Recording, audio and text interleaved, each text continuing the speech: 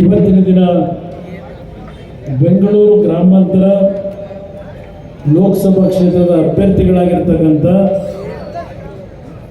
ಭಾರತೀಯ ಜನತಾ ಪಕ್ಷ ಮತ್ತು ಜಾತ್ಯತೀತ ಜನತಾದಳದ ಮೈತ್ರಿ ಅಭ್ಯರ್ಥಿಯೂ ಆಗಿರತಕ್ಕಂಥ ಡಾಕ್ಟರ್ CN ಮಂಜುನಾಥ್ ಅವರ ಪರವಾಗಿ ನನಗೆ ರಾಜಕೀಯವಾಗಿ ಜನ್ಮವನ್ನು ಕೊಟ್ಟಂತ ಈ ನನ್ನ ತಂದೆ ತಾಯಂದಿರ ಸಹೋದರ ಸಹೋದರಿಯರ ಮುಂದೆ 1996 ಇಲ್ಲಿಗೆ 28 ವರ್ಷಗಳಾಗಿದೆ. ನನಗೆ ರಾಜಕೀಯವಾಗಿ ಜನ್ಮ ಕೊಟ್ಟಂತ ಕನಕಪುರ ಲೋಕಸಭಾ ಕ್ಷೇತ್ರ ನನ್ನ ಹೃದಯದಲ್ಲಿ ಶಾಶ್ವತವಾಗಿ ಇರ್ತಕ್ಕಂಥದ್ದು ಕನಕಪುರ ಲೋಕಸಭಾ ಕ್ಷೇತ್ರ ಅಂತಕ್ಕಂಥದ್ದನ್ನು ಸ್ಮರಿಸ್ಕೊಳ್ತಾ ಇವತ್ತಿನ ಕಾರ್ಯಕ್ರಮದಲ್ಲಿ ವೇದಿಕೆ ಮೇಲೆ ನಮ್ಮ ರಾಷ್ಟ್ರೀಯ ಅಧ್ಯಕ್ಷರೇನಿದ್ದಾರೆ, ಕನಕಪುರದ ಮಹಾಜನತೆ ಸನ್ಮಾನ್ಯ ದೇವೇಗೌಡರ ಬಗ್ಗೆ ಅತ್ಯಂತ ಅಭಿಮಾನ ಪ್ರೀತಿ ವಿಶ್ವಾಸವನ್ನು ಇಟ್ಕೊಂಡಿರ್ತಕ್ಕಂಥ ಸಾವಿರಾರು ಕುಟುಂಬಗಳು ಈ ಒಂದು ಕನಕಪುರ ಕ್ಷೇತ್ರದಲ್ಲಿ ಇದೆ ಅಂತಕ್ಕಂಥದ್ದು ನಮ್ಮೆಲ್ಲರ ನೆನಪಿನಲ್ಲಿದೆ. ದೇವೇಗೌಡರ ಕಷ್ಟದ ದಿನಗಳಲ್ಲಿ ಅವರಿಗೆ ಎಲ್ಲ ರೀತಿಯ ಆಶೀರ್ವಾದ ಮಾಡಿರ್ತಕ್ಕಂಥವ್ರು ನೀವು. ಇವತ್ತು ವೇದಿಕೆ ಮೇಲೆ ಯೋಗೀಶ್ ಅವರಿದ್ದಾರೆ, ಅವರು ಮಾತನಾಡಿದ್ದಾರೆ. ಅಶ್ವಥ್ ನಾರಾಯಣ ಅವರಿಗೆ ನಿಮ್ಮನ್ನು ಉದ್ದೇಶ ಮಾತನಾಡಿದ್ದಾರೆ. ಡಾಕ್ಟರ್ ಮಂಜುನಾಥ್ ಅವರು ತಮ್ಮ ಮತವನ್ನು ಕೇಳಿ ತಮ್ಮಲ್ಲಿ ಮನವಿಯನ್ನು ಸಲ್ಲಿಸಿದ್ದಾರೆ. ಬಹುಶಃ ನಿಖಿಲ್ ಕುಮಾರಸ್ವಾಮಿ ಅವರು ನಿಮ್ಮೆಲ್ಲರನ್ನು ಉದ್ದೇಶಿಸಿ ಅತ್ಯಂತ ಪರಿಣಾಮಕಾರಿಯಾಗಿ ಮಾತನಾಡಿದ್ದಾರೆ ಅಂತಕ್ಕಂಥದ್ದು ನನ್ನ ಅಭಿಪ್ರಾಯ. ಜೊತೆಗೆ ಮಂಜುನಾಥ್ ಅವರಿದ್ದಾರೆ, ನಮ್ಮ ಮಾಗಡಿ ಕ್ಷೇತ್ರದ ನನ್ನ ಸ್ನೇಹಿತರು. ಈಗ ನಾನು ಇಲ್ಲಿರ್ತಕ್ಕಂಥ ಎಲ್ಲ ನಾಯಕರುಗಳ ಬಂಡಪ್ಪ ಕಾಶ್ಯಪ್ನವರಿದ್ದಾರೆ, ಮಿರ್ಜಿ ಸಾಹೇಬರು ಮಾತನಾಡಿದ್ದಾರೆ ಅಂತಕ್ಕಂಥ ಹೇಳಿದ್ದಾರೆ. ಈಗ 9:30 ಗಂಟೆ ಸಮಯ. ಕನಕಪುರ ನನಗೆ ರಾಜಕೀಯವಾಗಿ ಪರಿಚಯ ಆದಂಥ ದಿನವನ್ನು ಇವತ್ತು ನನಗೆ ನೆನಪನ್ನು ಮಾಡಿಕೊಡ್ತಾ ಇದ್ದೀರಿ. ಇಲ್ಲಿ ನಡೆದಿರ್ತಕ್ಕಂಥ ಈ ಒಂದು ಜನಸ್ತೋಮ ನಾನು ಪ್ರಥಮವಾಗಿ ಹೇಳಲಿಕ್ಕೆ ಬಯಸ್ತೇನೆ, ಕನಕಪುರ ವಿಧಾನಸಭಾ ಕ್ಷೇತ್ರ ಇದು ಜನತಾದಳದ ಭದ್ರಕೋಟೆ. ಈ ಕ್ಷೇತ್ರವನ್ನು ಈ ತಾಲೂಕಿನ ಜನತೆ ಅತ್ಯಂತ ಅಭಿಮಾನದಿಂದ ಜನತಾದಳವನ್ನು ಬೆಳೆಸಿದ್ರಿ. ನಮ್ಮ ಪಕ್ಷಕ್ಕೆ ಹಿನ್ನಡೆ ಆದಂಥದ್ದು ಈ ತಾಲೂಕಿನ ಜನತೆಯಿಂದ ಹಿನ್ನಡೆ ಆಗಲಿಲ್ಲ, ನಮಗೆ ಈ ತಾಲೂಕಿನ ಕಾರ್ಯಕರ್ತರಿಂದ ಹಿನ್ನಡೆ ಆಗಿಲ್ಲ. ನನ್ನನ್ನು ಒಳಗೊಂಡಂತೆ ಈ ವೇದಿಕೆ ಮೇಲೆ ಉಪಸ್ಥಿತಕ್ಕಂಥ ನಮ್ಮ ಇಲ್ಲಿಯ ಸ್ನೇಹಿತರುಗಳೇನಿದ್ದಾರೆ, ಇಲ್ಲಿ ಇರ್ತಕ್ಕಂಥವ್ರು ಎಲ್ಲ ನಿಷ್ಠೆಯಿಂದಿದ್ದಾರೆ. ಈಗ ಆದರೆ ಈಗ ಕೆಲವರೆಲ್ಲ ಫಿಲ್ಟರ್ ಆಗಿ ತಮ್ಮ ಎಲ್ಲಿದೆ ಜನತಾದಳ, ನಿಮಗೆ ಬುದ್ಧಿ ಇದೆಯಾ, ಬಂದುಬಿಡಿ, ಪಂಚಾಯತಿಗೆ ಅಭ್ಯರ್ಥಿಗಳು ಸಿಗೋದಿಲ್ಲ ಜನತಾದಳಕ್ಕೆ ತಮ್ಮ. ಪಾಪ ನನ್ನಿಂದ ದೇವೇಗೌಡರ ಆಶೀರ್ವಾದದಲ್ಲಿ 1900 ಇಲ್ಲ 2004 ಇರಬೇಕು, ಆಗ ಸಾತ್ತೂರ್ಗಿತ್ತು ಕ್ಷೇತ್ರ. ಅವತ್ತು ಅಭ್ಯರ್ಥಿ ಮಾಡಿದಾಗ ಪಾಪ ಒಂದು ಪುಟಗಟ್ಲೆ ನಮ್ಮ ನೆಂಟರಿಷ್ಟವರೇ ವಿದೇಶದಲ್ಲಿ ನನಗೆ ಇಷ್ಟು ದುಡ್ಡು ಕೊಡ್ತಾರೆ ಚುನಾವಣೆ ನಡೆಸಲಿಕ್ಕೆ ಅಂತೇಳಿ ಪಟ್ಟಿ ತಂದು ಕೊನೆಗೆ ನನ್ನ ತಲೆ ಮೇಲೆ ಕಟ್ಟಂಥ ಮಹಾನುಭಾವ ದೇವೇಗೌಡರು ನಮ್ಮನ್ನೇನಾದರೂ ಬೈಕೊಳ್ಳಿ. ಪಾಪ ಚನ್ನಪಟ್ಟಣದ ನನ್ನ ಕಾರ್ಯಕರ್ತರನ್ನ ಕೊಂಡ್ಕೊಳ್ಳಿ, ಪಾಪ ಅಲ್ಲೇ ಹಣದ ತೈಲಿ ಹಿಡ್ಕೊಂಡು ಅಲ್ಲೇ ಮನೆ ಮಾಡ್ಕೊಂಡು ಕೂತ್ಬಿಟ್ಟವರಿಗೆ. ನಿಮ್ಮಂಥ ಪುಣ್ಯಾತ್ಮರು ಬೆಳೆಸಿದಂಥ ವ್ಯಕ್ತಿ ನಿಮ್ಮನ್ನು ಕೈ ಬಿಟ್ಟು ಅಲ್ಲೋಗಿ ಕೂತಿದ್ದಾನೆ ಚನ್ನಪಟ್ಟಣದ ನಮ್ಮ ಕಾರ್ಯಕರ್ತರನ್ನ ಕೊಂಡ್ಕೊಳ್ಳಿ. ಲೋತಮ್ಮ ಕೇಳುವಂತಾರೆ ಪಾಪ ಅವ್ರ ಮಾತುಗಳು ಕೇಳಿದ್ರೆ, ದೇವೇಗೌಡರ ಬಗ್ಗೆ ಬಳಸಿರ್ತಕ್ಕಂಥ ಪದ ಕೇಳಿದ್ರೆ ಇವರೆಲ್ಲ ಮುಂದೆ ಏನೇನು ಆಗ್ತಾರೆ ಅಂತಕ್ಕಂಥದ್ದನ್ನು ಇವತ್ತು ಶ್ರೀರಾಮನವಮಿಯ ದಿನವನ್ನು ಆಚರಣೆ ಮಾಡಿ ದೇವರ ಪ್ರಾರ್ಥನೆ ಸಲ್ಲಿಸಿ ಬಂದಿದ್ದೇನೆ. ಕೆರಗೋಡಿನ ಶ್ರೀರಾಮನವಮಿಯ ಒಂದು ಸಂದರ್ಭದಲ್ಲಿ ಶ್ರೀರಾಮಚಂದ್ರನಿಗೆ ಪೂಜೆ ಸಲ್ಲಿಸಿ ಬಂದು ಮಾತಾಡ್ತಾ ಇದ್ದಾರೆ. ಇವತ್ತು ನಿಮ್ಗೆ ಅನ್ಯಾಯ ಮಾಡಿದ್ದೇವೆ ಕನಕಪುರದ ನನ್ನ ಕಾರ್ಯಕರ್ತ ಬಂಧುಗಳಿಗೆ, ನಮ್ಮೆಲ್ಲರಿಂದ ಅನ್ಯಾಯ ಆಗಿದೆ.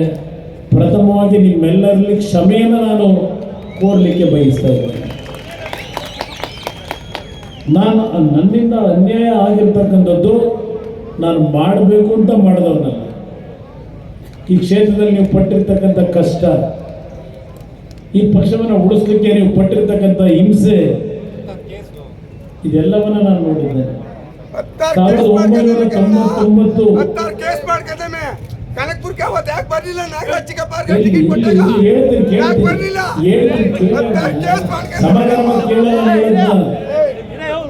ನನ್ನಿಂದ ಯಾವುದೋ ತಪ್ಪುಗಳಾಗಿಲ್ಲ, ಕೇಳಲ್ಲ ಹೇಳ್ತೀನಿ.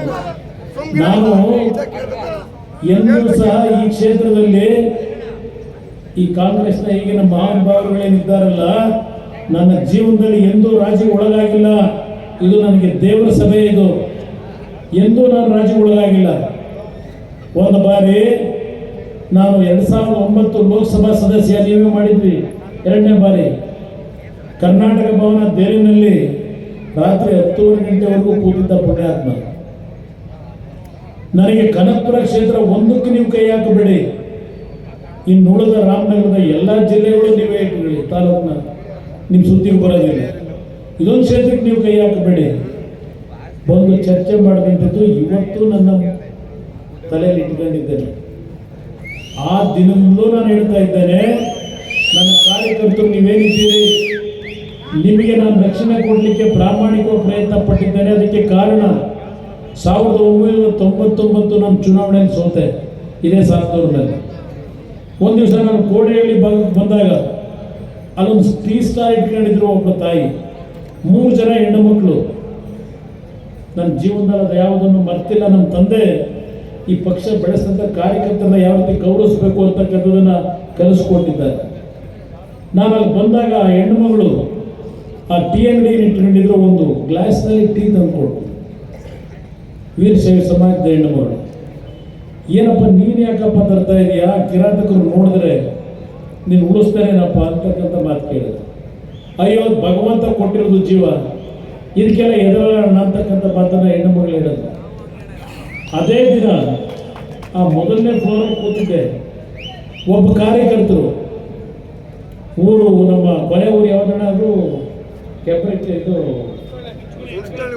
ಹುಣಸ್ನಳ್ಳಿದಲ್ಲ, ಕೋಟೆಲ್ಲ, ಒಂದು ಎರಡೇ ಪದ ಅದು ಕಾಯಿಂದ ಶುರುವಾಯ್ತು.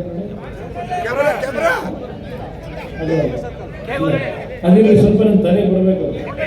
ನನಗೆ ಕೆಬ್ಬರೆ ಗ್ರಾಮದಲ್ಲಿ ಒಬ್ಬ ನಮ್ಮ ಪಕ್ಷದ ಕಾರ್ಯಕರ್ತ ಒಂದು ಆಶ್ರಯ ಮನೆ ಕೊಟ್ಟಿಲ್ಲ, ನ್ಯಾಯತ್ವ ಕೊಡಬೇಕು ಅವನಿಗೆ. ಅದಕ್ಕೆ ಯಾತಿ ಕೊಡಲಿಲ್ಲ ಆ ವ್ಯಕ್ತಿಗೆ, ಕಾಂಗ್ರೆಸ್ ಪಕ್ಷಕ್ಕೆ ಮತ ಕೊಡಲಿಲ್ಲ ಅಂತೇಳಿ ನಾನು ಹೇಳಿದೆ. ಯಾಕೆ ಜನತಾದಳ ಅಂತೇಳಿ ನಿಮಗೆ ಸಿಗಬೇಕಾದಂಥ ಒಂದು ಫಲಾನುಭವಿ ಏನಿದ್ದೀರಿ, ಮನೆ ಕೊಡ್ತಾ ಇಲ್ಲ, ಒಂದು ಕೆಲಸ ಮಾಡೋಣ, ಹೋಗತ್ತಾಗ ಮುಂದೆ ಅರ್ಜಿ ಕೊಟ್ಟು ಮನೆ ತಗೋ ಅಂತ ಹೇಳಿದೆ. ಆ ಮನುಷ್ಯ ಹೇಳ್ತಾನೆ, ಹೊರತು ನನ್ನ ಕೈ ಕಡಿದ್ರು ಸಹ ಅವನ ಮುಂದೆ ಹೋಗಿ ನನ್ನ ಕೈ ಮುಗಿದಿಲ್ಲಲ್ಲ ಅಂತ. ಇದು ಕನಕಪುರದ ನನ್ನ ಕಾರ್ಯಕರ್ತರು, ದೇವೇಗೌಡರನ್ನ ಬೆಳೆಸಿದಂಥ ಕನಕಪುರದ ತಂದೆ ತಾಯಿಗಳು. ನಾನು ದ್ರೋಹ ಮಾಡಿಲ್ಲ, ದಯವಿಟ್ಟು ನಿಮ್ಮಲ್ಲಿ ಕೈ ಜೋಡಿಸಿ ಮನವಿ ಮಾಡ್ತೀರಿ, ನನ್ನ ಮೇಲೆ ಅನುಮಾನ ಪಡಬೇಡಿ. ನಾನು 2018 ಇಸ್ವಿಯವರೆಗೆ ಹೋರಾಟ ಮಾಡಿದ್ದೇನೆ. 2006 ಚುನಾವಣೆ 8ರಲ್ಲಿ ಕೇವಲ 3,000 ಮತ ಏನು ಬಂದಿದ್ರೆ ಅವತ್ತು ರಾಜಕೀಯ ಮುಗಿತಾ ಇತ್ತು. ನಮ್ಮಲ್ಲೇ ಕೆಲವು ದೋಷಗಳು.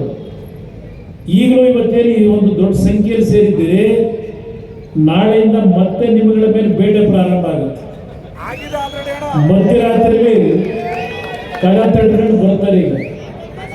ಯಾಕೆಂದ್ರೆ ನಾನು ಇದೆಲ್ಲ ನೋಡ್ಬಿಟ್ಟಿದ್ದೀನಿ ಈ ಕ್ಷೇತ್ರದಲ್ಲಿ ಮಧ್ಯರಾತ್ರಿ. ಯಾಕೆಂದ್ರೆ ನಾನು ಸಾತ್ತೂರಿನಲ್ಲಿ ನಿಂತಾಗ ವಿಡಿಯೋ ಮಾಡಿಸೋರು. ನಾನು ಹಳ್ಳಿಗಳಿಗೆ ಹೋದಾಗ ಸಾತ್ತೂರಿನಲ್ಲಿ ನನ್ನ ಜೊತೆ ಬರ್ತಕ್ಕಂಥದ್ದು ಎಲ್ಲ ಜನಗಳು ವಿಡಿಯೋ ಮಾಡೋದು. ಅರ್ಧ ರಾತ್ರಿ ಹೋಗಿ ಅವ್ರ ಮನೆ ಬಾಗಿಲು ತಟ್ಟಿ ಅಲ್ಲೇ ಮಲ್ಕೊಂಡು ಕೈ ಮುಗಿದ್ದೇವೆ ನನ್ನ ಮರ್ಯಾದೆ ಉಳಿಸಿ ಎಷ್ಟು ಬೇಕು ಹೇಳಿ ತಗೊಳ್ಳಿ ಅಂತ ಹೇಳಿ ಯಾವ್ಯಾವ ರೀತಿ ಜನತೆಯನ್ನು ಮರಳು ಮಾಡಲಿಕ್ಕೆ ಕಾರ್ಯಕರ್ತರನ್ನ ದಾರಿ ತಪ್ಪಿಸ್ತಕ್ಕಂಥ ಕೆಲಸ ಮಾಡಿದ್ದಾರೆ. ಇದರ ಅನುಭವ ನನಗಾಗಿದೆ ಈ ಕ್ಷೇತ್ರದಲ್ಲಿ. ನಾನು ಇವತ್ತಿನ ರಾಜಕಾರಣದಲ್ಲಿ ಇವತ್ತೇನು ನಾವು ಡಾಕ್ಟರ್ CN ಮಂಜುನಾಥ್ ನಿಂತಿದ್ದಾರೆ, 18ರ ಚುನಾವಣೆ ನಾನು ಕಾಂಗ್ರೆಸ್ ಜೊತೆ ಸರ್ಕಾರದಲ್ಲಿ ಭಾಗಿಯಾಗಬೇಕು ಅಂತ ಇದ್ದವನಲ್ಲ, ನಾನು ಭಾಗಿಯಾಗಬೇಕು ಅಂತ ಇದ್ದವನಲ್ಲ. ಸನ್ಮಾನ್ಯ ಸಿಂಧಿಯಾ ಅವರು 2013ರಲ್ಲಿ ಅಭ್ಯರ್ಥಿ ಆಗಬೇಕು ಅಂತ ತೀರ್ಮಾನ ಮಾಡಿದ್ರು. ಇದೇ ಸಿದ್ದರಾಮಯ್ಯ ಎಲ್ಲ ಅವರು ಸಿಂಧಿಯಾ ಅವ್ರನ್ನ ನಾವು ಅಭ್ಯರ್ಥಿ ಮಾಡಿದ್ರೆ 2008ರಲ್ಲಿ 6,000 ಮತದಲ್ಲಿ ಸೋತಿದ್ದು ಅವತ್ತು ನಮ್ಮ ಕಾರ್ಯಕರ್ತರು, ಕೇವಲ 6,000 ಮತದಲ್ಲಿ. 13ನೇ ಇಸ್ವಿನಲ್ಲಿ ಸಿಂಧಿಯಾ ಅವರನ್ನ ನಾವು ಅಭ್ಯರ್ಥಿ ಮಾಡಿದ್ರೆ ಆ ಆರ್ಥಿಕವಾಗಿ ಭರಾಟೆಯಾಗಿರತಕ್ಕಂಥವ್ರ ವಿರುದ್ಧ ನಾವು ಹೋರಾಟ ಮಾಡೋಕ್ಕೆ ಅನುಕೂಲ ಆಗುತ್ತೆ, ಅಣ್ಣನೇ ಒಂದು ತೀರ್ಮಾನ ಮಾಡೋದು ಒಳ್ಳೇದು ಅಂತ ಹೇಳಿ ಸಿದ್ದಮರಿಗೌಡ್ರೆ ಸೂತ್ರಧಾರರು. ಆಗ ನಾನು ಹೇಳಿದೆ ದುಡುಕ್ಬೇಡಿ ಅಂತ ಹೇಳಿ. ಆದರೂ ಅಂತಿಮವಾಗಿ ಅವರನ್ನು ಅಭ್ಯರ್ಥಿ ಮಾಡೋದು, ಅದು ಯಾವ ಥರ ಚುನಾವಣೆಗಳು ನಡೆಸ್ಕೊಂಡ್ರು ಅವೆಲ್ಲ ನನಗೆ ಚರ್ಚೆ ಮಾಡೋಕ್ಕೆ ಹೋಗಲ್ಲ. ಎಲ್ಲಿಂದ ನಮಗೆ ಹಿನ್ನಡೆ ಪ್ರಾರಂಭ ಆಯಿತು ಅನ್ನೋದು 2006ರಲ್ಲಿ ಇದೇ ಈಗೇನು ಹೋಗಿ ಪಾಪ ದೊಡ್ಡ ಸೇನಾಧಿಪತಿ ಆಗ್ಬಿಟ್ಟಿದ್ದಾನಲ್ಲ, ಈಗ ನಮ್ಮ ಹತ್ರ ಬೆಳೆದವನು ಸೇನಾಧಿಪತಿ. ಅದೇ ಸಿಂಧಿಯಾ ಅವ್ರ ಮನೆ ಮುಂದೆ ಹೋಗಿ ಬೇಡ್ಕಂಡ ನನ್ನ ಆಶೀರ್ವಾದ ಮಾಡಿ ಅಂತ. ಸಿಂಧಿಯಾ ಅವರ ಹೊತ್ತು ಅವನಿಗೆ ಆಶೀರ್ವಾದ ಮಾಡಲಿಲ್ಲ.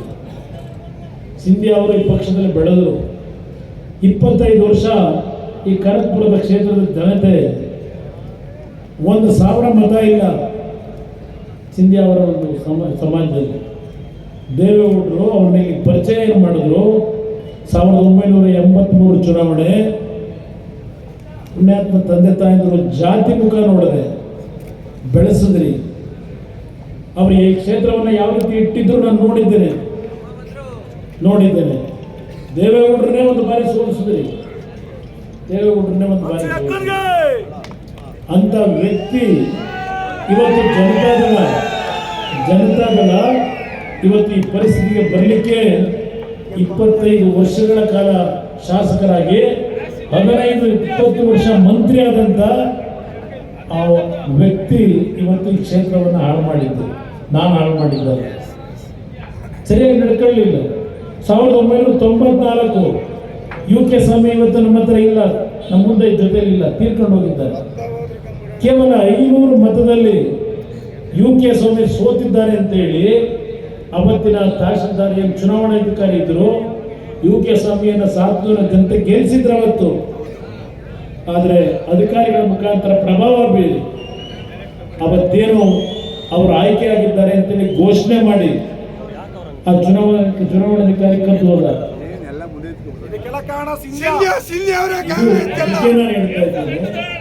ಇವತ್ತು ಡಾಕ್ಟರ್ CN ಮಂಜುನಾಥ್ ಚುನಾವಣೆಗೆ ನಿಂತು ಸಿಂಧಿಯಾ ಅವರಿಗೆ ಫೋನ್ ಮುಖಾಂತರ ದಯವಿಟ್ಟು ಆಶೀರ್ವಾದ ಮಾಡಿ ಅಂತ ಇವತ್ತು ಆ ವ್ಯಕ್ತಿಗಳ ಜೊತೆ ವೆಹಿಕಲ್ ಬಂದು ಭಾಷಣ ಮಾಡ್ತಾ ಇದ್ದಾರೆ.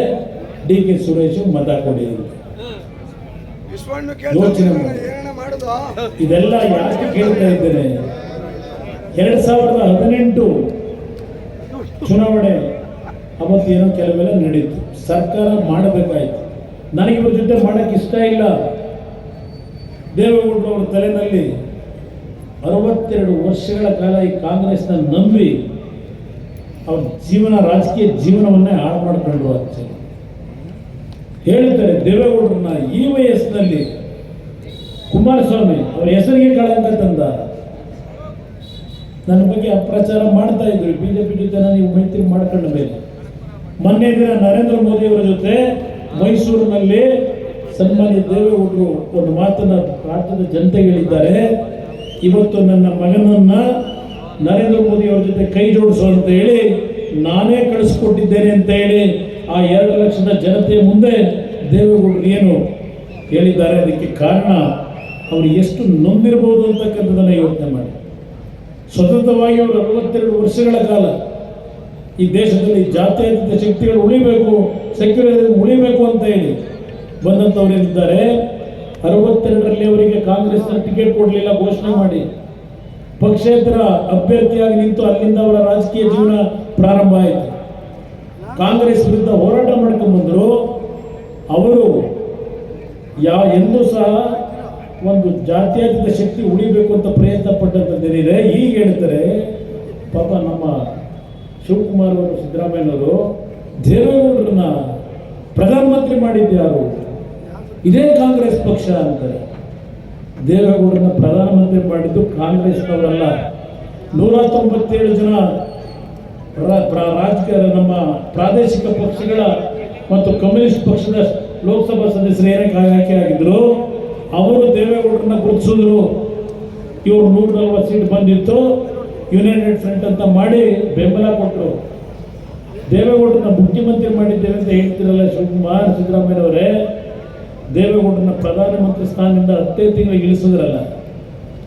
ದೇವೇಗೌಡರು ಏನು ತಪ್ಪು ಮಾಡಿದ್ರು ಪ್ರಧಾನಮಂತ್ರಿ ಸ್ಥಾನದಲ್ಲಿ ಇಳಿಸಬೇಕಾದ್ರೆ? ನೀವು ನನ್ನ ಜನತೆ ನೀವು ಯೋಚನೆ ಮಾಡಿ.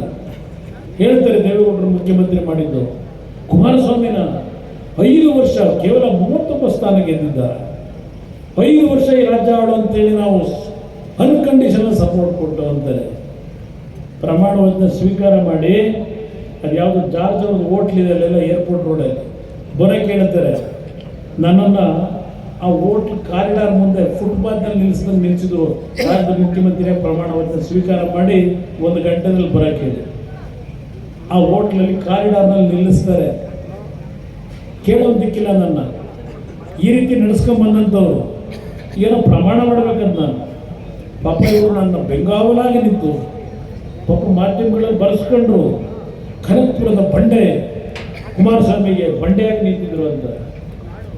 ಸರ್ಕಾರ ರಚನೆ ಮಾಡಿದ 48 ಗಂಟೆನಲ್ಲಿ ರಮೇಶ್ ಜಾರಕಿಹೊಳಿ ಯಾತಕಪ್ಪ 8 ಜನ MLA ಕರ್ಕೊಂಡು ಅದೆಲ್ಲೋ ಅಜ್ಮೀರ್ಗೆ ಹೋದ್ರಲ್ಲ, ಯಾಕೆ ಹೋದ್ರು? ನಿಮಗೆ ರಮೇಶ್ ಜಾರಕಿಹೊಳಿ ಅವರಿಗೆ ಸಂಘರ್ಷ ಯಾಕೆ ಪ್ರಾರಂಭ ಆಯಿತು? ಯಾವ ಕಾರಣಕ್ಕೋಸ್ಕರ, ಯಾರಿಗೋಸ್ಕರ ನಿಮ್ಮಿಬ್ಬರು ಕಿತ್ತಾಟ ನಡೆದು? ನಾನು ಮುಖ್ಯಮಂತ್ರಿ ಆದ 48 ಗಂಟೆಯಲ್ಲಿ ಸರ್ಕಾರ ತೆಗಿತೀವಿ ಅಂತ ಹೇಳಿ ಇದೇ ಕಾಂಗ್ರೆಸ್ ಹೊರಟರು. ಅಲ್ಲಿ ಸಿದ್ಧವನದಲ್ಲಿ, ಧರ್ಮಸ್ಥಳದ ಸಿದ್ಧವನದಲ್ಲಿ ಇದೇ ಸಿದ್ದರಾಮಯ್ಯನವರು ಪಕ್ಷದ ಕಾರ್ಯಕರ್ತರಿಗೆ ಹೇಳ್ತಾರೆ, ಪಾರ್ಲಿಮೆಂಟ್ ಚುನಾವಣೆವರೆಗೆ ಮಾತ್ರ ಕುಮಾರಸ್ವಾಮಿ ಮುಖ್ಯಮಂತ್ರಿ, ಪಾರ್ಲಿಮೆಂಟ್ ಚುನಾವಣೆ ಮುಗಿದ ತಕ್ಷಣ ಮುಖ್ಯಮಂತ್ರಿ ಸ್ಥಾನದಿಂದ ಕಿತ್ತಾಕ್ತೀವಿ, 1 ವರ್ಷ ಸಮಾಧಾನವಾಗಿರಿ ಅಂತ ಹೇಳಿ ಅಲ್ಲಿ ಸಿದ್ಧವನದಲ್ಲಿ ಇದೇ ಸಿದ್ದರಾಮಯ್ಯನವರು ಮಾತನಾಡ್ತಾರೆ. ದೇವೇಗೌಡರು ಇದೇ ಮಲ್ಲಿಕಾರ್ಜುನ ಖರ್ಗೆ ಅವ್ರನ್ನ ಮುಖ್ಯಮಂತ್ರಿ ಮಾಡ್ಕೊಳ್ಳಿ, ನನ್ನ ಮಗನಿಗೆ ಆರೋಗ್ಯ ಚೆನ್ನಾಗಿಲ್ಲ ಅಂತ ಹೇಳಿ ಈ ನಾಯಕರುಗಳ ಮುಂದೆ ಹೇಳೋದು.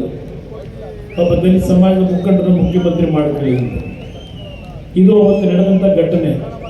ಏನು 5 ವರ್ಷ ಸರ್ಕಾರ ನಡೆಸುವಂತ ಕೊಟ್ಟರಂತೆ. ಯಾವ್ಯಾವ ರೀತಿ ಹಿಂಸೆ ಕೊಟ್ಟರು ಅದೆಲ್ಲ ಹೇಳಕ್ಕೆ ಹೋದರೆ ಒಂದು ದಿನ ಬೇಕು ನನಗೆ. ಆ 14 ತಿಂಗಳು ನನ್ನ ಆಡಳಿತ ಯಾವ ರೀತಿ ನಡೆಸಬೇಕಾಯ್ತು ಅಂತ ಅದೆಲ್ಲ ಒಂದು ಭಾಗ ಇರಲಿ. ಇವತ್ತು ನಿಮಗೆ ನಾನು ಮನವಿ ಮಾಡ್ತಕ್ಕಂಥದ್ದು, ಇಲ್ಲಿ ಸಂಗಮದಿಂದ ಹೊರಟ್ರಲ್ಲ, ಸಂಗಮದಿಂದ ಪಾದಯಾತ್ರೆ, ನಮ್ಮ ನೀರು ನಮ್ಮ ಹಕ್ಕು, ನಮ್ಮ ನೀರು ನಮ್ಮ ಹಕ್ಕು, ಮೇಕೆದಾಟು ಕಟ್ತೀವಿ ಏನಲ್ಲ, ಕಟ್ಲಿಕ್ಕಾಯ್ತಾ? 136 ಸ್ಥಾನ ಕೊಟ್ಟಿದ್ದೀರಿ ನೀವು. ಈಗ ಹೇಳ್ತಾರೆ ದೇವೇಗೌಡರು, ಈಗ ಹೇಳ್ತಾರೆ ಅವತ್ತು ವಿರೋಧ ಮಾಡಿಬಿಟ್ರು. ಕುಮಾರಸ್ವಾಮಿ ನಾವು ಪಾದಯಾತ್ರೆ ಮಾಡಬೇಕಾದ್ರೆ ವಿರೋಧ ಮಾಡಿದ್ರು. ನರೇಂದ್ರ ಮೋದಿ ಅವ್ರ ಜೊತೆ ಚೆನ್ನಾಗಿದ್ದಾರೆ, ಪರ್ಮಿಷನ್ ಅವರು ತಗೊಂಡ್ಬರಲಿ. ಬಿಜೆಪಿ 25 ಲೋಕಸಭಾ ಸದಸ್ಯರು ಪ್ರಧಾನಮಂತ್ರಿಗಳಿಂದ ಪರ್ಮಿಷನ್ ಕೊಡಿಸ್ಲಿ ಅಂತಾರೆ. ಮತ್ತೆ ನೀವ್ಯಾಕೆ ಪಾದಯಾತ್ರೆ ಮಾಡಿದ್ರಿ? ಆಗಲೇ ಲೋಕಸಭಾ ಸದಸ್ಯರು ಬಿಜೆಪಿ ಅವರಿಗೆ ಪ್ರಧಾನಮಂತ್ರಿ ಹತ್ರ ಅನುಮತಿ ಕೊಡಿಸಿ ಅಂತೇಳಿ ಆಗಲೇ ಕೇಳಿದ್ರಾಗಿತ್ತು. ಇಲ್ಲಿ ಸಂಗಮದಿಂದ ಜಾತ್ರೆ ಮಾಡ್ಕೊಂಡು ಹೊರಟ್ರಲ್ಲ, ಜಾತ್ರೆ ಮಾಡ್ಕೊಂಡು ಅವತ್ತು ಇಲ್ಲೆಲ್ಲ ರಸ್ತೆ ಬದಿಯೆಲ್ಲ ಬೀದಿ ದೀಪ ಹಾಕಿದ್ದು ನೀವು ನೋಡಿದ್ರೆ. ನನ್ನ ಮನೇಲಿ ದೀಪಾವಳಿ ಹಬ್ಬದ ದಿವಸ ಅವನು ಯಾರೋ ಕರೆಂಟ್ ಇಟ್ಕೊಡೋನು, ಆ ದೀಪ ನಿಮ್ಮ ಲೈಟ್ ಹಾಕೋನು, ನನ್ನ ಗಮನಕ್ಕೆ ಬರದೆ ಅದು ಎಂಥದ್ದು ಇದನ್ನ ಹಾಕ್ತಾ ಇದ್ರ ಲೈಟ್ ಅಂತ ಹೇಳಿ ಕುಮಾರಸ್ವಾಮಿ ಕರೆಂಟ್ ಅಂತೇಳಿ ಪೋಸ್ಟ್ ಹಾಕಿಸ್ತೀಯಲ್ಲಪ್ಪ, ಏನೇನು ಮಾಡಿದೀಯಪ್ಪ? ಮಾಡಿರೋದು ಏನೇನು ಮಾಡಿದೀಯ? ಯಾವ ಮಟ್ಟಕ್ಕೆ ನಮ್ಮನ್ನು ನೊಡಗಿಸ್ಕೊಂಡಿದ್ದೀರಿ? ಪಾಪ ಏನೋ ಒಳ್ಳೆ ಸ್ನೇಹಿತರು ಅಂತ. ಈ ಒಳ್ಳೆ ಸ್ನೇಹಿತರ ಬಗ್ಗೆ ನೀವು ದೂರ ಸಲ್ಲಿಸ್ತಾ ಇದ್ದೀರಲ್ಲ ಅಂತ ಹೇಳ್ತಾರೆ. ಯಾವ ಒಳ್ಳೆ ಸ್ನೇಹಿತ ಇಲ್ಲೇನೋ ಭಾಷಣ ಮಾಡಬೇಕಾದ್ರೆ ನಾನು ಬರ್ಬೇಕಾದ್ರೆ ಮಾತಾಡ್ತಾ ಇದ್ದ. ಚಕ್ರವ್ಯೂಹದ ಅಭಿಮನ್ಯುನ ಕತೆ ಈ ನಿಖಿಲ್ ಕುಮಾರಸ್ವಾಮಿ ಮಾಡಿದ್ರಿ. ಒಂದು ಕಡೆ ಬಂದು ಕೈ ಎತ್ತಿದ್ರಿ, ಇನ್ನೊಂದು ಕಡೆ ಬಂದು ಹಿಂದ್ಗಡೆ ಬೆನ್ನಿಗೆ ಚೂರಿ ಇಟ್ರಿ. ಸಿದ್ದರಾಮಯ್ಯ ಅವರು ಹೇಳಿಲ್ವೇ ನಿಖಿಲ್ ಕುಮಾರಸ್ವಾಮಿ ನಾವೇ ಕಾಂಗ್ರೆಸ್ನವರು ಸೋಲಿಸ್ತು ಅಂತ ಹೇಳಿ. ನೀವು ಅಷ್ಟೊಂದು ನಮಗೆ ರಕ್ಷಣೆ ಕೊಟ್ಟವರು ಪಾಪ. ರಾಮನಗರದಲ್ಲಿ ಬಿಲ ಕೊರೆದಿದ್ದು ಯಾರು? ಭದ್ರಕೋಟೆ ರಾಮನಗರ ಜನತಾದಳಕ್ಕೆ. ರಾಮನಗರಕ್ಕೆ ಎಂಟ್ರಾಗಕ್ಕಾಗಿರಲಿಲ್ಲ ನೀವು ಅಣ್ಣ ತಮ್ಮಂದರು. ರಾಮನಗರಕ್ಕೆ ಹೊಂದಾಣಿಕೆ ಕಾಂಗ್ರೆಸ್ ಜೊತೆ ಸರ್ಕಾರ ಮಾಡಿ ಬೈ ಎಲೆಕ್ಷನ್ನು ಪಾರ್ಲಿಮೆಂಟ್ ಚುನಾವಣೆಯಲ್ಲಿ ನಿಮಗೆ ಪ್ರಾಮಾಣಿಕವಾಗಿ ನಾವು ಕೆಲಸ ಮಾಡೋದಲ್ಲ. ನಿಖಿಲ್ ಕುಮಾರಸ್ವಾಮಿ ಹೇಳ್ತಾ ಇದ್ದ 2019 ರಾಮನಗರದಲ್ಲಿ 60,000 ಲೀಡ್ ಕೊಟ್ಟರು. ಇಲ್ಲಿ ಬಂದು 20 ಲೀಡ್ ಬಂತು. ಚನ್ನಪಟ್ಟಣದಲ್ಲಿ ಲೀಡ್ ಕೊಟ್ಟರು, ನಮ್ಮ ಕುಣಿಯಲ್ಲಿ ಲೀಡ್ ಕೊಟ್ಟರು. ನನ್ನ ಕಾರ್ಯಕರ್ತರಿಗೆ, ನನ್ನ ಮಗನಿಗೆ ಯಾವ ರೀತಿ ನೀವು ಬೆನ್ನಿಗೆ ಚೂರಿ ಹಾಕಿದ್ರಿ, ಅದೇ ಕೆಲಸ ನನ್ನ ಕಾರ್ಯಕರ್ತರಿಗೆ ಮಾಡಿ ಅಂತ ಹೇಳಿದ್ರೆ 2019 ಡಿ ಕೆ ಸುರೇಶ್ ನಿಮ್ಮ ಎಲ್ಲಿ ಸಂಸತ್ ಸದಸ್ಯರ ಹೋಗ್ತಾ ಇದ್ದೆ. ಪಾಪ ಹೇಳ್ತಾರೆ, ನಮ್ಮ ತಮ್ಮ ಲೋಕಸಭಾ ಸದಸ್ಯನ ಕೆಲಸ ಮಾಡಲಿಲ್ಲ, ಪಂಚಾಯತಿ ಸದಸ್ಯನ ಕೆಲಸ ಮಾಡಬೇಕ, ಗ್ರಾಮ ಪಂಚಾಯತಿ ಸದಸ್ಯನಾಗಿ. ಮತ್ತು ಗ್ರಾಮ ಪಂಚಾಯತಿ ಸದಸ್ಯರು ಯಾಕಿದ್ರು ನೀವು? ಇವ್ರು ನೀವು ಎಲೆಕ್ಷನ್ ಗೆಲ್ಲಿಸಿದ್ದು ಲೋಕಸಭೆಯಲ್ಲಿ ಕೆಲಸ ಮಾಡುವಂತ ಗೆಲ್ಸಿದ್ರು, ಪಂಚಾಯತಿ ಬಂದು ಕೆಲಸ ಮಾಡಿಸು ಅಂತೇಳಿ ಇವ್ರನ್ನ ಲೋಕಸಭೆಗೆ ಆಯ್ಕೆ ಮಾಡಿದ್ರು. ಓಲಿ ಯಾವ ಪಂಚಾಯತಿ ಒಳಗೆ ಪ್ರಾಮಾಣಿಕವಾಗಿ ನಿಜವಾದ ಫಲಾನುಭವಿಗಳು ಅವ್ರ ಬದುಕನ್ನು ಕಟ್ಟಲಿಕ್ಕೆ ನೀವು ಕೆಲಸ ಮಾಡಿದಿರಿ ಹೇಳ್ರಪ್ಪ. ಯಾವುದು ಮಾಡಿದ್ರಿ ಪಂಚಾಯತಿ ಒಳಗೆ? ನರೇಗಾ ಸ್ಕೀಮ್ನಲ್ಲಿ ಕೆರೆ ಪುನಶ್ಚೇತನಗೊಳಿಸ್ತೀವಿ ಅಂತೇಳಿ ಅದರಲ್ಲೂ ಲೂಟಿ. ಮೂರು ಬಾರಿ 4 ಬಾರಿ ಕಳೆದ್ಬೇಕು. ಅದೆಲ್ಲ ಹೇಳ್ತಾ ಹೋದ್ರೆ ಅಸಹ್ಯ ಹೇಳ್ತೇನೆ. ದೇವೇಗೌಡರು ಕುಟುಂಬದಲ್ಲಿ ಅವ್ರ ಸ್ವಾರ್ಥಕ್ಕೆ ಕರ್ನಾಟಕನೇ ಸಂಪೂರ್ಣವಾಗಿ ವಿಷ ಹಾಕ್ಬಿಡ್ತಾರೆ, ಕರ್ನಾಟಕ ಸರ್ವನಾಶ ಮಾಡಿಬಿಡ್ತಾರೆ. ಇದು ಇವ್ರ ಬಾಯಲ್ಲಿ ಬರ್ತಿರ್ತಕ್ಕಂಥ ಮಾತು. ಹೇಳಪ್ಪ, ದೇವೇಗೌಡರು 62 ವರ್ಷದ ರಾಜಕೀಯ ಜೀವನದಲ್ಲಿ ಇವತ್ತು ನಾವು ಅವ್ರ ಮಕ್ಕಳಾಗಿ ನಾವಾಗಲಿ ದೇವೇಗೌಡರಾಗಲಿ ಈ ರಾಜ್ಯ ಸರ್ವನಾಶ ಮಾಡಲಿಕ್ಕೆ ಏನೇನು ಮಾಡಿದ್ದೇವೆ ತಪ್ಪು ಹೇಳಪ್ಪ, ಜನಗಳ ಮುಂದೆ ಹೇಳಿ. ಇವರು ಇವತ್ತು ದೇವೇಗೌಡರ ಬಗ್ಗೆ ಚರ್ಚೆ ಮಾಡ್ತಾರೆ.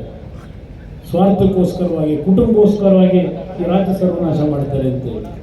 ಕನಕಪುರದಲ್ಲಿ ಎಷ್ಟು ಮನೆ ಹಾಳು ಮಾಡಿದ್ದೀರಿ 25 ವರ್ಷದ ರಾಜಕಾರಣದಲ್ಲಿ.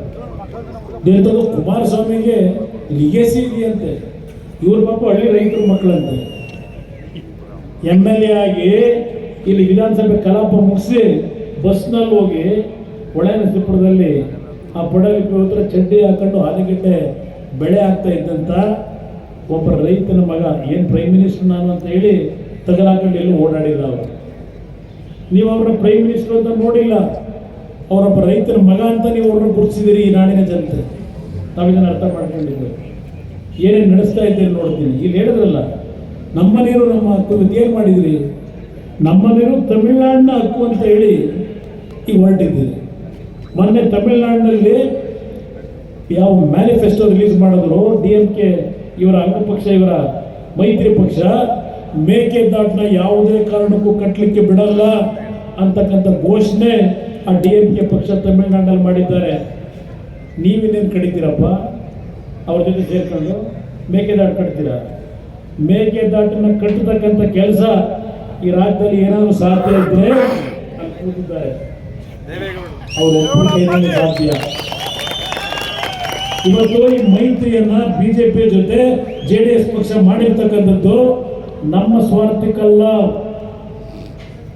ಯಾವ ನಮ್ಮ ರಾಜ್ಯದ ನೀರಾವರಿ ಯೋಜನೆಗಳು ಸಂಪೂರ್ಣ ನೆನೆಗುದಿಗೆ ಬಿದ್ದಿದೆ. ಅಪ್ಪರ್ ಕೃಷ್ಣ ಅದಕ್ಕೊಂದು ಜೀವ ಕೊಟ್ಟರು ದೇವೇಗೌಡರು. ಅಪ್ಪರ್ ಕೃಷ್ಣ ಯೋಜನೆಗೆ ಅವರು ಪ್ರಧಾನಮಂತ್ರಿಗಳಾಗಿ ತೆಗೆದುಕೊಂಡಂಥ ನಿರ್ಧಾರ ಇವತ್ತು 15,000 ಕೋಟಿ ಆ ಉತ್ತರ ಕರ್ನಾಟಕದ ನೀರಾವರಿ ಯೋಜನೆಗೆ ದುಡ್ಡು ಬಂತು. ಅಪ್ಪರ ಭದ್ರ ನಾನು ಯಡಿಯೂರಪ್ಪ ಮುಖ್ಯಮಂತ್ರಿ ಇದ್ದಾಗ ಮೈತ್ರಿ ಪಕ್ಷದ ಸರ್ಕಾರದಲ್ಲಿ ಯಡಿಯೂರಪ್ಪನವರು ನಾವು ಮಾಡಿದಂಥ ಕಾರ್ಯಕ್ರಮ. ಇದೆಲ್ಲವನ್ನು ಹೇಳ್ತಾ ಹೋದರೆ 2 ಗಂಟೆ ಮಾತಾಡೋದು. ಇವತ್ತು ನಾನು ನಿಮ್ಮಲ್ಲಿ ಕೈ ಜೋಡಿಸಿ ಮನವಿ ಮಾಡೋದು ಕನಕಪುರದ ನನ್ನ ತಂದೆ ತಾಯಂದರಿಗೆ, ಇವತ್ತು ನಿಮ್ಮ ಮುಂದೆ ನಾನು ಒಂದು ಮಾತು ಕೊಡ್ತೇನೆ. ಇಲ್ಲಿರ್ತಕ್ಕಂಥ ನಮ್ಮ ನಾಯಕರುಗಳು ಇವತ್ತೇನು 2 ದಿವಸಗಳ ಹಿಂದೆ ನಿಮ್ಮನ್ನು ಕರೆದು ನಾನು ಸಭೆ ಮಾಡಿದ್ದು, ಸುಮಾರು 35-40 ಜನ ಮನೆಗೆ ಬಂದರೆ ನಿಮ್ಮೆಲ್ಲ ಚರ್ಚೆ ಮಾಡಿದೆ. BJPಯ ಕಾರ್ಯಕರ್ತರು ಇದ್ದೀರಿ.